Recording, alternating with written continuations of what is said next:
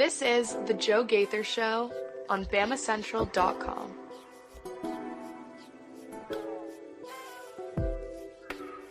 Good afternoon, Tuscaloosa, Internet World, West Alabama. How are you doing today on this Tuesday, February 20th?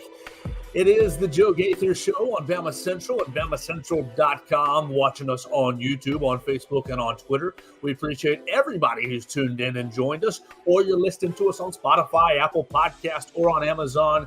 We appreciate you rating, subscribing, and reviewing the podcast on your favorite podcast platform. What are we going to do today as proud members of the Bama Central Broadcasting Network? You can find us, Bama Central, your Sports Illustrated home for the Alabama Crimson Tide. You can find us at BamaCentral.com, at BamaCentral on the X machine, at Alabama Crimson Tide on Sports Illustrated on Facebook, and on Alabama at Bama Central SI on Instagram. We're going to talk about a bunch of things today. We're going to get into a handful of things. We're going to try a new segment, if you don't mind. As always, you can find us at Joe Gaither 6 on all your social media machines. Jump in and shoot us a like, a comment, question, query, and complaint right there on all the social media machines, Facebook, Twitter, X machine, Instagram, whatever you want to do right there at Joe Gaither 6. We're going to try a handful of different topics today. First, the college football playoff solidified their model for the coming up season for the 12-team playoff model. Next, we're going to debut a segment. It's all going to be Alabama football related. We're going to call it 3-2-1. We're going to debut that. You guys can jump in and join us on that. And then we're going to talk about Alabama basketball and SEC basketball midweek, their midweek slate. And we will leave you with a little bit of baseball if we have a little bit of time. But we're just going to hang out right here on Facebook, on YouTube, and on Twitter at Joe Gaither 6. This is the Joe Gaither Show on Bama Central. So let's jump right into it with the college football playoff and their announcement today that they are going to adopt they're locking in the 5+7 model for the coming up season, the 12-team playoff. And we're all, I guess, maybe you're excited about that. If you like the 12-team playoff, you can jump in and tell me. If you don't like that, you can jump in and tell me as well. But I am now pro 12-team playoff. I wasn't a pro 12-team playoff going into last season, but last season showed me or let me see that the changing landscape in college football is creating much more parity and is making it a lot harder to win a national championship. You can see Alabama going, having a lot more struggles in conference play, and people can say, oh, that's because Nick Saban's getting old. I don't necessarily see it that way. I think the talent is dispersing throughout college football, and while Alabama still has had one of the top recruiting classes over the last several years, there's been other teams that have jumped. I mean, Texas A&M wasn't a top-end recruiter until NIL. Texas has jumped their recruiting class up. Miami has jumped into the game with 2 feet. USC has as well. Like different programs are jumping in there and reviving themselves thanks to NIL. And, it is creating more parity in the sport. So I am now pro 12-team playoff. And so with that, I think that it's a good. You see the 5+7 model, and you ask, do you like it? Well, you like it better than the 6+6, what you were kind of leaning towards a year ago. But now the Pac-12 is dead, and you don't really have that many strong of conferences. What do you have? The SEC, the Big Ten, the Big 12, the ACC. You can debate amongst yourselves if the Big 12 and the ACC have the power, have the cachet to belong at the table. You are worried now, if you're the ACC, about Clemson and about Florida State potentially moving to conferences. But right now, they do have a seat at the table. You have 5 automatic qualifiers. The top 5 conference champions will go to the college football playoff, and then you're going to have 7 at-large bids. My friend Steven Stingray joins me on the Facebook machine, says, Joe, you aren't going to talk about Alabama on the diamond. Alabama plays Middle Tennessee and Alabama State tomorrow. That's about all we're going to talk about it, unless we hit it at the very very end of the show. I know Alabama baseball is 3-0, Stingray, and I appreciate you jumping in and joining us. Make sure you check out the Stingray Show on Tide 100.9 and on the various podcast platforms, as well as they're interviewing all kinds of great guests. But Alabama baseball still too early for me to really jump in with both feet. I know they beat Manhattan 3 games in a row and had 3 different types of games. The offense got going on Saturday, and then really the pitching not so hot on Sunday for the guys. So we'll see if they can keep things going, stay unbeaten this week against Middle Tennessee, and then Alabama State. I think they played Valparaiso at the end of the week. But back to the college football playoff, Stingray. We're going to talk, if you like the 5+7 model, we're going to use last season's college football rankings going into the playoff. Alabama with 4, Florida State at 5, Georgia at 6, et cetera, et cetera. And we're basically going to break down what it's going to look like in the future with the shifted model. You've seen, basically the Big Ten has swallowed the Pac-12. The SEC is getting Texas and Oklahoma, and you're excited about that from an SEC perspective. But if you were to use and adopt this model, basically, what would you have?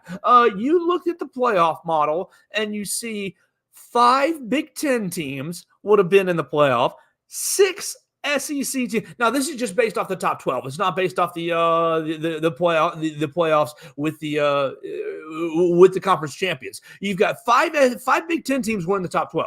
6 SEC teams were in the top 12 last year. 1 ACC team. Good job. Way to go, Florida State. Nobody in the new Big 12 was in the top 12. The highest ranked team in the new Big 12 was Arizona at 14. So at 14, you're in the playoff. Arizona, the Big 12 champion. You had 3 Big 12 teams, 3 members of the new Big 12 finish in the top 25. Okay, that's Arizona, Oklahoma State, and Kansas State. And that's generous because Oklahoma State finished at 20 and Kansas State finished at 25. So basically, what are we doing here? We are letting small ball conferences like the ACC and the Big 12, and who knows what's going to happen with Oregon State and Washington State, the last 2 members of the Pac-12. Are they going to combine with the Mountain West? What are they going to end up doing? You're letting the American Conference into the college football playoff. You look at Liberty. Liberty last year came in 18, 19, and then they went to the Fiesta Bowl and got their brains beaten in by Oregon, the now Big Ten Oregon team, the Big Ten, the Oregon Ducks. You have 5 teams. I mean, you have 6 teams, 6 Big Ten teams ended up in the top 25. So you have a huge disparity. So when you look at these 7 at-large teams, you're basically fighting. Are you going to split it up? 3 SEC squads and 4 Big Ten squads? Is it going to be 4 SEC squads and 3 Big Ten squads? So you're going to have your SEC champion. Good job. Your game in Atlanta still matters. But basically the rest of it, you're going to take your next 3 for the SEC. So what would that have been this year? It would have been your Georgia. Georgia gets in as runner-up, and then what? LSU and Tennessee get in. Well, Tennessee was 4 down. It would have been Missouri. Excuse me. It would have been Missouri and then LSU. Is that what I have right? Where's my rankings? I know I have it on one of these tabs. Yeah, right there. Boom. Thank you. It would have been Georgia and then Missouri and Ole Miss. Would have been the next two squads. That would have been in the playoff if you take that model. Well, shoot. Actually, Texas gets in there because they would have been the highest ranked team. Does Texas beat Alabama in an SEC championship game? That would have been wild. How would you have handled? Texas would have been in an SEC championship game against Georgia in the new model. That's what it would have been. Oh my gosh! As we're all clicking, Texas would have been in an SEC championship game against Georgia. You get the winner. Loser is in. Alabama is the 3rd squad, the 3rd SEC squad. So basically, you've got your automatic qualifier. Alabama is your 2nd, and then your 3rd squad would have been Missouri. Yeah, Missouri coming in as the next highest ranked team in the SEC at number 9. How wild would that be? And then hypothetically, your Big Ten championship game would have been your national title game, Michigan versus Washington, play in the Big Ten championship game. And so Ohio State, they get a free pass in as one of the at-larges, probably one of the top at-larges. You play the Big Ten out. Essentially, you're going to have the SEC and the Big Ten Conference champion. They're probably going to be national title worthy teams. And then you're going to have a handful of other automatic qualifiers like Florida State this past year, or who would have qualified as your Big 12 champion. Oh, like we said, Arizona at 14, and then you continue on down here. Liberty at 23, undefeated Liberty. Great job. You're not even worthy of being on the. So it's going to be a mixture. It's going to be a different. It's going to be a different take on the playoff, and I wonder if you like it. I think that the imbalance in conferences is going to cause a quick shift in how the playoff is determined. Right now, they've locked in this model. It seems like for 2 seasons, 2024 and 2025, and so you win the SEC, Alabama, and you're in the college football playoff. If you're not, you better finish in the top 3 out of you better finish in the top 4, because your top 4 is probably going to the college football playoff from an SEC perspective. And Kalen DeBoer, does that give you a little more cushion in your first season taking over for Coach Nick Saban? I would argue that it probably does. I think it probably does give you more cushion from a brand new coach's perspective, because Coach, you know the champion, the standard is championship or bust. So you may lose a game, drop a game. Think about the schedule this coming up season at Oklahoma, and then the Iron Bowl the next week. You're going to Wisconsin. It's going to be a brutal schedule. Georgia is coming to Bryant-Denny Stadium. You're going to probably drop 1, 2, 3, who knows how many games, but you can still finish in the top 4 of the SEC and get into the college football playoff. I think it's going to be pretty much an automatic berth. How do they split up those at-larges between the Big Ten and the SEC? And does the Big 12 have anybody? Does the Big 12 have anybody that's going to be worthy of getting one of those at-larges? Does the ACC have anybody? Will Clemson revive themselves? I mean, the ACC had a pretty good year. You look at the ACC, they have 5 teams that finished. 5 teams that finished in the top 25, the college football playoff. Yeah, Florida State at 5, so they would have automatically qualified. Louisville, you're out. Sorry, at 15. Then you go to NC State at 18, Clemson at 22. The new ACC gets SMU, go Mustangs, at 24. So you've got 5 teams. What happens with Notre Dame? Notre Dame is now going to lean towards maybe joining a conference. I still think they won't join a conference. I think that they're going to be too proud to do that and aren't going to want to share their NBC/Peacock money. But if Notre Dame sees this new format, if you're Notre Dame, if you're the Fighting Irish and you're seeing this and you're like, okay, we can be the number 1 overall team in the country. We can go 12-0. We can beat everybody. We can beat Navy and Air Force and Boston College and beat, all these, mediocre teams that are on our schedule. Okay, the one game we'll get up for USC. We'll get up to play Southern California and play a real team. Oh, we'll play a small mixture of ACC teams. We'll play sometimes, NC State. Sometimes they don't play a full ACC schedule. They play, whoever they want to. They go play Navy in Ireland. And that sort of thing. That's why we don't take you seriously, Notre Dame. But essentially, you can be number 1 the whole year, undefeated. And you're not going to be in the college football playoff higher than 7, right? No, higher than 6. So if you're Notre Dame, then you see the top 5 conference champions and you see, a team like Liberty, who's 23, undefeated. Yep, but they're a conference champion. Or Arizona at 14, the Big 12 champion. Yeah, they're a college conference champion. They're in higher rank than you at 2 or at 3 or at 4. And you're like, what the hell, man? We had a much better season, even though we beat up on, we beat up on Air Force. We beat up on Georgia Tech.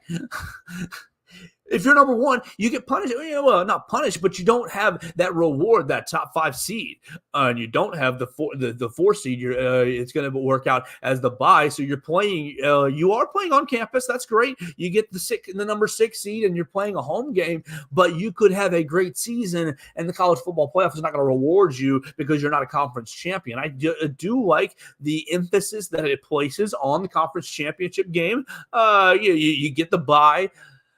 But if you're Notre Dame, does that force you? Does that say, Notre Dame, we're ready. We're ready to bite our tongue and kind of bend the knee and join the conference? And if you're Notre Dame, you happily go from 17 to 18 teams. Or if you're the Atlantic Coast Conference, you're trying to hang on. You're trying to hang on for relevancy to bite into the footprint that the Big Ten and the SEC already has. So it's going to be interesting to see how the college football playoff, the new format, plays out. But if you're Alabama, if you're Kalen DeBoer, I think this is a positive thing. The 5+7 instead of the 6+6, you get the extra team that's at large. I mean, you are always going to have to make room at the table for a it's group of four, it's Power Four conference with SEC, Big Ten, Big 12, and ACC. Do the Big 12 and do the ACC even belong?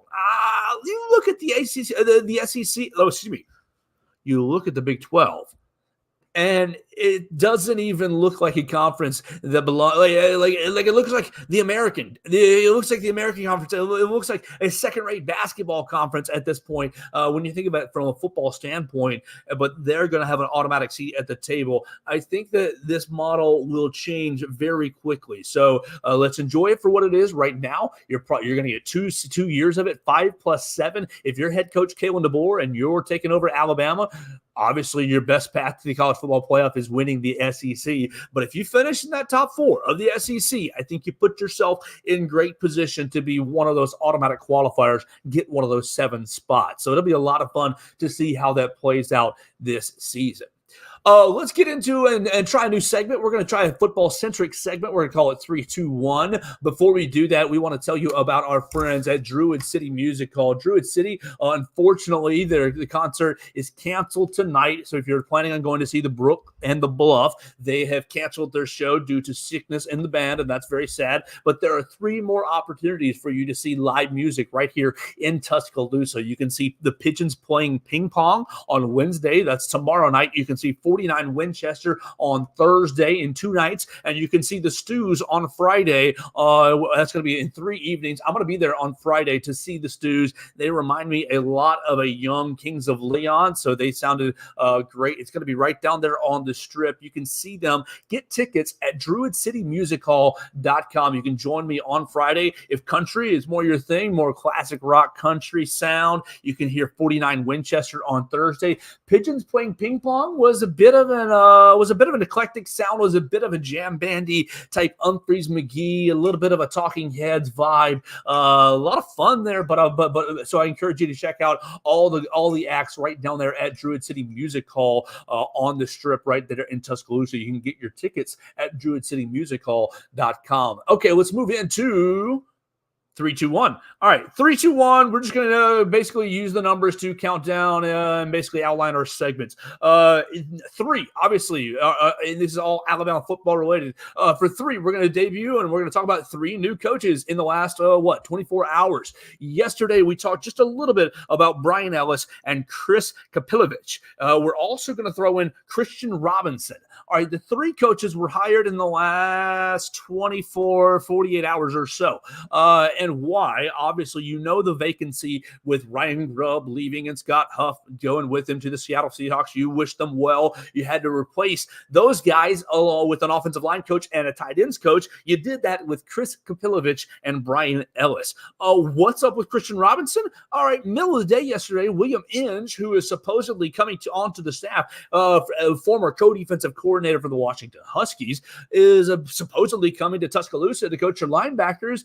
It comes out, you look at the news, and boom, William Inge is going to Tennessee, the University of Tennessee. He's going to be coaching the linebackers and being a co-defensive coordinator with the Volunteers instead of here in Tuscaloosa. So you got to replace him, and that stings to a degree. Obviously, you lose a little familiarity as William Inge has spent the last 2 seasons with Kalen DeBoer. So you go out and you hire Christian Robinson to be an outside linebackers coach. Christian Robinson has been with the Baylor Bears. So in quick succession, you get 2 coaches off the Baylor staff. Now, Chris Kapilovic is not real. Well, is he a Baylor coach? Is he not? He's been with the Baylor Bears since December. Basically, he was an offseason addition, and he's jumped jobs twice now in the offseason, from Michigan State to Baylor, and now from Baylor to Alabama. And you look at his record along the offensive line, and you think, okay, how do you judge an offensive line coach? And it's really difficult, and I don't want to be critical of, things that you don't know that are going on at Michigan State. Let's go with a really easy metric. Do you have any NFL prospects? Do you have any NFL players? You spent, 2020, 21, 22, and 3, 4 seasons at Michigan State. Did you put anyone into the league right now? And the answer for Alabama fans, happily, is yes. There are 2 guys. Now, granted, it's Michigan State. It's not Alabama. It's not turning out NFL prospects like it is a factory at Ohio State or like it is at Georgia or like it would be at Alabama. But they've got two guys that are on NFL rosters right now, Kevin Jarvis and A.J. Akuri. Kevin Jarvis is an undrafted free agent. He is with the Buffalo Bills. He hasn't seen any time in an NFL game, but he's been on and off churning the bottom and the end of the roster for the last 2 seasons. And he spent time at Michigan State, spent 5 years at Michigan State. He spent 3, that's 2 years underneath Chris Kapilovich's tutelage. And so, boom, there's your guy right there in the NFL. And then A.J. Akuri is a 7th-round draft pick for the Los Angeles Rams. He played in 8 games last season, so he's a new player in the NFL. Last year was his first year, 2023. And so, boom, he is easily a Chris Kapilovich project. And you see who's the kid that went to the Seahawks. Goodness gracious. Kenneth Walker. Thank you. Kenneth Walker, great running back out of Michigan State. Had a lot of great holes to run through it up there in the Big Ten. There was some time where he was in some Heisman consideration. Didn't he win the Doak Walker Award that year? But he did not win the Heisman. He didn't end up finishing as high.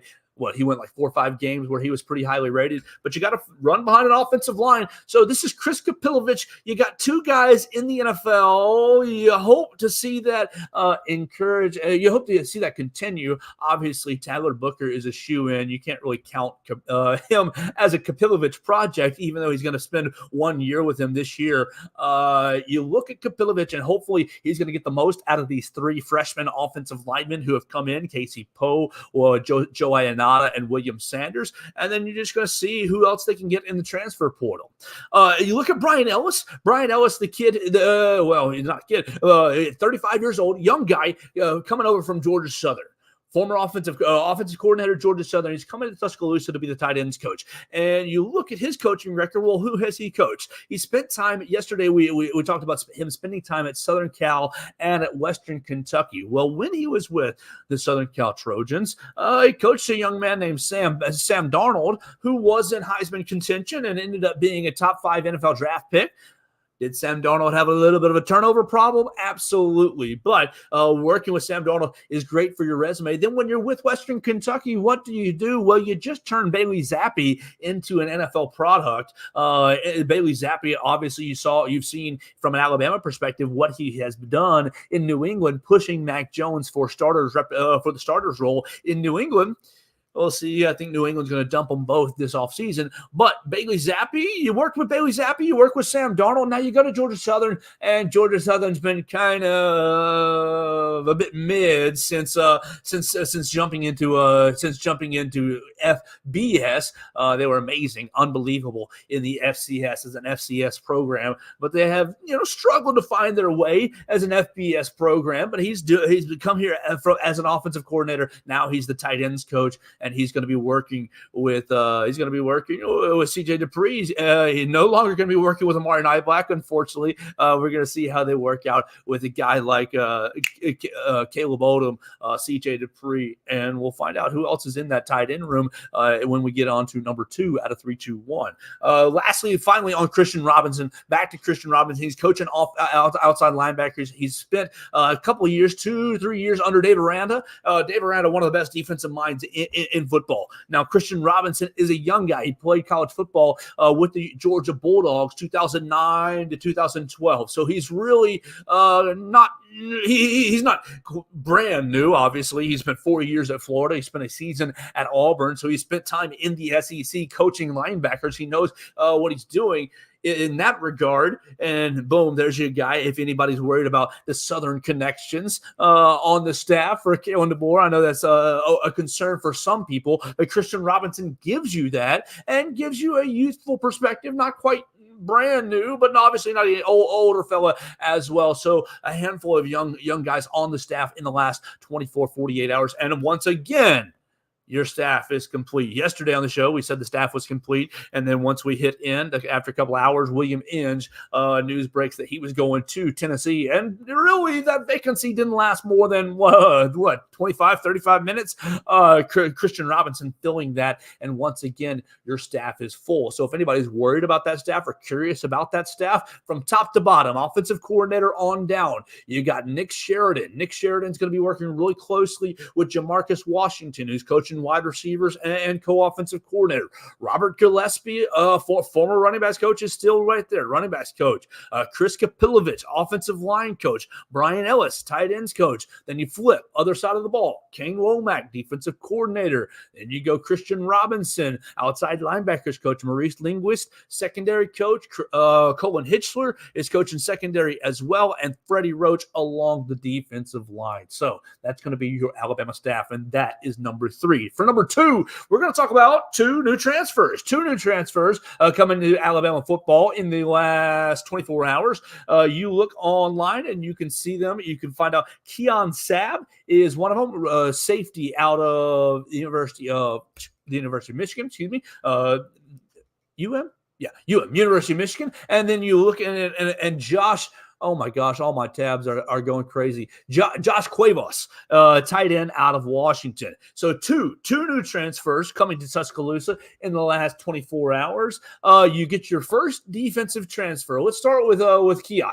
Let's start with Keon Sabb. You get your first defensive transfer in the Kalen DeBoer era. Yeah, he joins Damani Jackson and LT Overton as defensive transfers in this cycle, but both LT and Damani committed to Alabama under Nick Saban. They both stayed under the transition. So Sabb becomes your first defensive recruit, your defensive transfer per se. And why is he available? He's available because Jim Harbaugh, after winning the national championship in Michigan, if you turned off the season and said college football's over, after he won the national championship, he went and shopped himself around, and now he's the head coach of the Los Angeles Chargers. So they go into a 30-day period where the window's wide open, and Keon Sabb, former 4-star safety, comes and says, I want to come join the Alabama Crimson Tide. And so he becomes your first defensive commit. And what's he bring? He brings 18 games of experience, 14 this past season for the national championship winning Michigan Wolverines.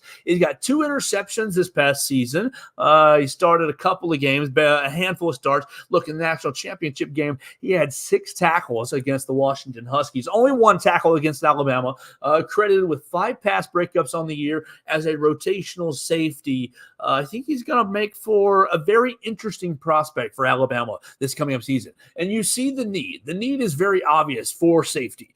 You look at Jalen Key, he's gone. You look at Caleb Downs, he's gone. And unfortunate for both situations. I mean, Jalen Key, he's just out of eligibility. Like Caleb Downs, he's gone for the transfer portal due to NIL and fit. And you wish him well. But you got a hole there in the safety position for the back end. Somebody's got to play besides Malachi Moore.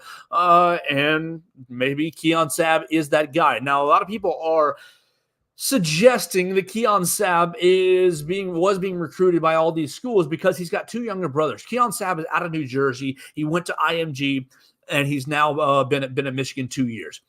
He's got 3 years worth of eligibility because I guess he holds on to his red shirt from the first year. That would be my guess. The first year only played in 4 games. But Keon Sabb he's got 2 younger brothers, Amari Sabb and Xavier Sabb.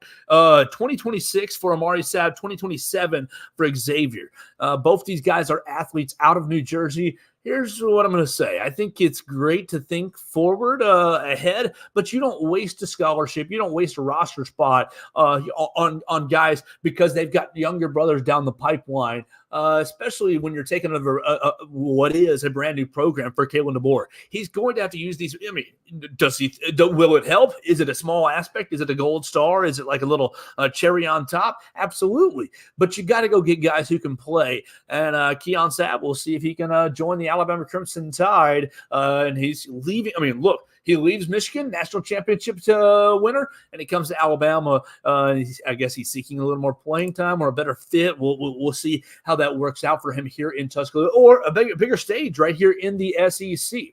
Secondly, number 2, the second commit for our 3-2-1, and number 2, Josh Cuevas, tight end out of Washington, and he becomes the 4th Washington Husky to transfer from Washington to Tuscaloosa, joining Kalen DeBoer. What's that? Austin Mack, Parker Brailsford. You got Jeremy Bernard, and now Josh Cuevas. And all 4 of them are on the offensive side of the ball. Josh Cuevas, 6'3", 6'4", 240, tight end, sophomore. Look, he's going to be a junior when he comes to Tuscaloosa. Is he a playmaker? No. He only has, 4 receptions, 160-something yards, and a touchdown last year. But he does know the offense, and I guess that helps you get guys in every room. Now you've got Jeremy Bernard, who can help the wide receivers. I guess you're going to have Josh Cuevas, who can help the tight ends. You got Parker Brailsford in the offensive line room, and Austin Mack. I guess you got to go see if they got a running back. Do they have a running back? Or maybe Josh Cuevas can play H-back and get himself into the backfield and play tight end. You've got a Washington Husky, a former Kalen DeBoer player in every room except for the running back room, in the offensive room for Alabama, helping everybody learn this offense. I don't think that Cuevas is going to be like a really impactful player. Will he make a couple receptions? Sure. I'm sure he will. But I don't think that he's going to be a dynamic weapon in this offense. So, but it's fun to see 2 new players. You got 3 new coaches, 2 new players, and number 1 is going to be yesterday's with the first day of the 4th quarter program. Number 1. First day, that's where it all gets started. Now, David Ballou is still your strength and conditioning coach, and I imagine a lot of things are still going to be similar in the 4th quarter program under David Ballou. I'm sure a couple things will be tweaked, but under David Ballou, you're going to have the first day get started, and really, it's going to be here before you know it. You've got the spring transfer window in April. You've got A-Day coming up in April. You're sitting here February 20th, March, the whole month of March, and then boom, middle of April, we're sitting here celebrating A-Day. It's going to be here before you know it. The Kalen DeBoer era has been flying by. He's 6-7 weeks into his time here in Tuscaloosa. He talked about it on the Mac and Cube show up there in Birmingham, WJOX in Birmingham, and talked about how it's been nice to settle into a routine over the last week or so, and how they've are utilizing the transfer portal. You can read about that on BamaCentral and BamaCentral.com. They've got only a couple scholarship positions left. You look at what the roster says on RollTide.com, and you count them up one by one, and you see what did I have? 76. I had 76, and then you've got 8 early enrollees. Not early, 8 summer enrollees for the 2024 class, with our friend Amari Jefferson being among them. Ryan Williams, Amari Jefferson, Steve Mbuamua. There's going to be 8 of them. So that brings you up to 84. 76 plus 8, check my math, 84. You're supposed to have 85 or under. Kalen DeBoer on Mac and Cube this morning saying we have a couple of scholarships, not a lot, but a couple of scholarships left. That leads me to believe that one of the kickers that I've counted, one of the local kids, one of the in-state products is not actually on scholarship, and maybe the number is not at 84. Maybe it's at 83 or 82, and that gives you a little more flexibility. When you get to that spring transfer window, April 15th, it's going to be 2 days after A-Day. Everybody's going to have had their chance to go through spring. 4th quarter in spring, you see the new regime, you see where you stand on the depth chart, especially with the new Washington players coming in. That gives you a great picture of what to do going forward. Those 15 days are going to be pivotal. Maybe a couple more guys go into the transfer portal from an Alabama perspective. You're thinking about getting 1, 2, 3 more players out of the portal. If an Alabama player goes, every player that goes in is a player that can come back out from the portal. So I wouldn't worry so much about roster management going forward. You're sitting right there on the scholarship limit, 83, 84, depends on how some of the scholarships break out. And I think you've got a little bit more room to grow from an Alabama perspective. It's going to all work out. Let these guys get into spring. Your number one is yesterday was the first day of fourth quarter program. With it being the first day of fourth quarter program, if you didn't see it on the Twitter machine, you can check out Paul Constantine. Paul Constantine is at PC Strength _81. And Paul Constantine, if you're not aware, he was a former basically strength and conditioning coach / off-field advisor. He served in a role off the field and player development. And Paul Constantine is leaving for a strength and conditioning position with the Atlanta Falcons.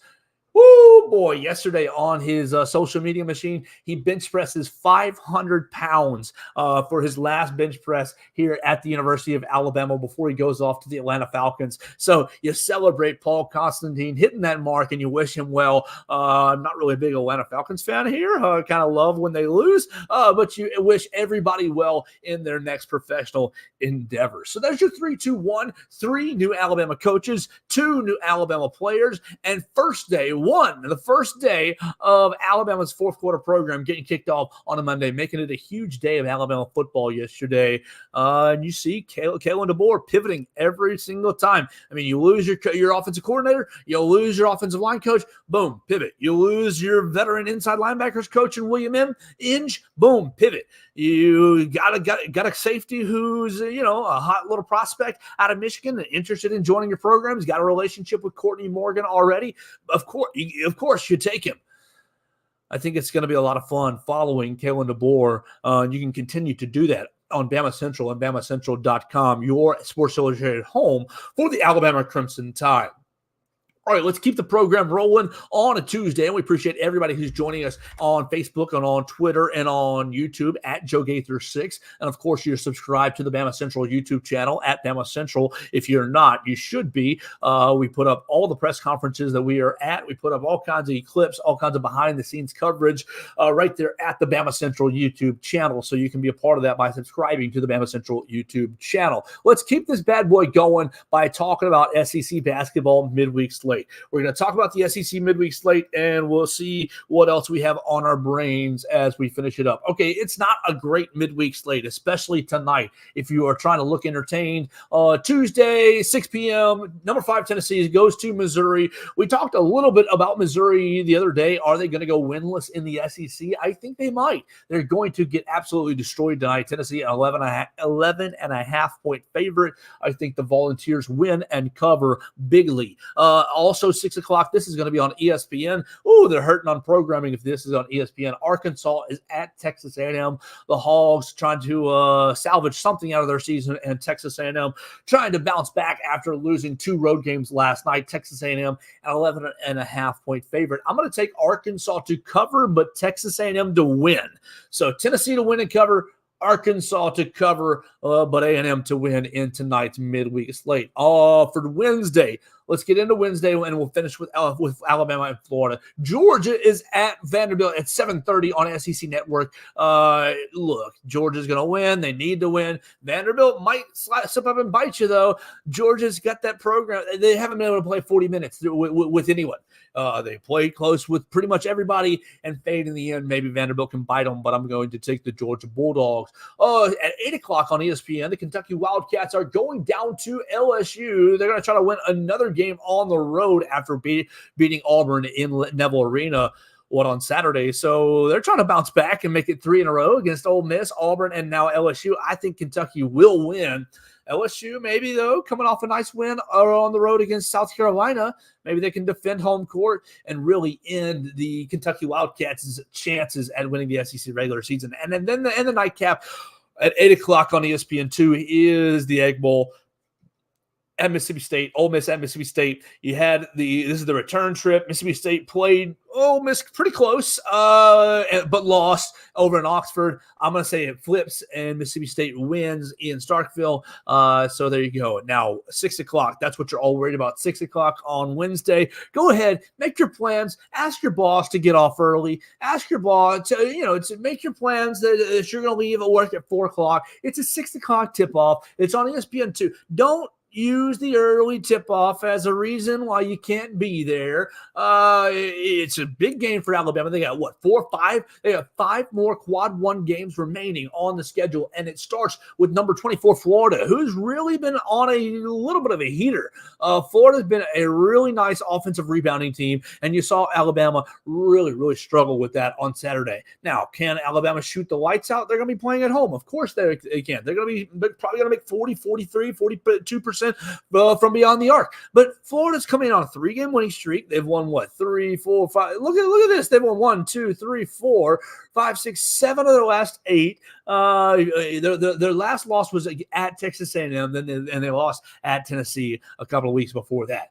So they're playing real good basketball. They won at Kentucky. They beat Auburn. Y'all saw that, and that really helped Alabama retain first place in the SEC standings. It's going to be a dogfight. Florida's going to come in there and try to chuck up a bunch of shots and go rebound them and get to the free throw line. And they're going to try to, really play a lot of similar ways to Alabama. Can Alabama make three-pointers the way that they have been lately in Coleman Coliseum? If you make 18 three-point shots, Alabama's going to be a tough team to beat. So you're going to have to see that at 6 o'clock in Coleman Coliseum on ESPN2. And I think the Crimson Tide will win and keep their streak, their SEC home streak alive. So with that, we're going to pretty much wrap up the program. We talked on the show today about the college football playoff new format being finalized, 5 conference champions and 7 at-larges. I do think it's going to only last the 2 seasons before it gets adjusted again, unless the ACC and the Big 12 can prove their worth, can prove how, I don't predict them to get that many at-larges. You look at the past year, Florida State would have been in automatic qualifier from the ACC, but they don't get anyone else because your next best team is Louisville at 15. Yeah, Arizona gets in from the Big 12 as your automatic qualifier, as your conference champion, but they don't get anyone else. So are they really on par with the Big 10 and with the SEC? I think you're going to see these two conferences really use their strength to dictate terms to get this thing working in their favor. You're going to see the SEC and the Big 10 really dominate those 7 at-large spots. So we talked about the college football playoff. We played a little game of 3-2-1. We're going to try to keep that as a weekly segment, and you can comment what you want to talk about, what you think our 3-2-1 topic should be. Today it was basically newness. You have 3 new coaches. You have 3 new players from the transfer portal, and it's a new part of the calendar as it's the number 1, the first day of the 4th quarter yesterday over there at the Hank Crisp indoor facility for Alabama football. And then we rounded it up with SEC basketball, a little midweek slate this week, kind of a boring midweek slate if you ask me. Maybe LSU pulls off an upset, and that's kind of your biggest, most pivotal game outside of Alabama's game with Florida. If Alabama is able to win, all else doesn't really matter. The rest is kind of in the wash as Alabama has a huge week with Florida coming to Coleman Coliseum on Wednesday and then going to Lexington, going to Rupp Arena on Saturday. So it's going to be a huge week, and you can follow it right here at BamaCentral and BamaCentral.com. So with all that being said, we want to thank our friends and our partners at Druid City Music Hall. Unfortunately, their show tonight is canceled. The Brook and the Bluff, they've already rescheduled their show for some point in April, and we'll tell you more about that as it gets closer. But right now, they've got 3 shows the rest of the week. Pigeons playing ping pong on Wednesday, and then they're going to have 49 Winchester on Thursday, a little bit of a country classic rock sound, very southern rock with 49 Winchester. And then the Stews are going to be playing on Friday, very Kings of Leon, very alternative rock. I'm going to be actually in there myself on Friday enjoying the Stews, and I hope you are as well. You can see them and get your tickets now at druidcitymusichall.com. We really appreciate them them being a part of the show. We'll be back tomorrow with another edition of the Joe Gaither Show. We encourage you to follow us at Joe Gaither 6, subscribe, rate, and review at the Joe Gaither Show on Bama Central, on Spotify, Apple Podcasts, and on Amazon. And of course, find us right there at Bama Central and at BamaCentral.com.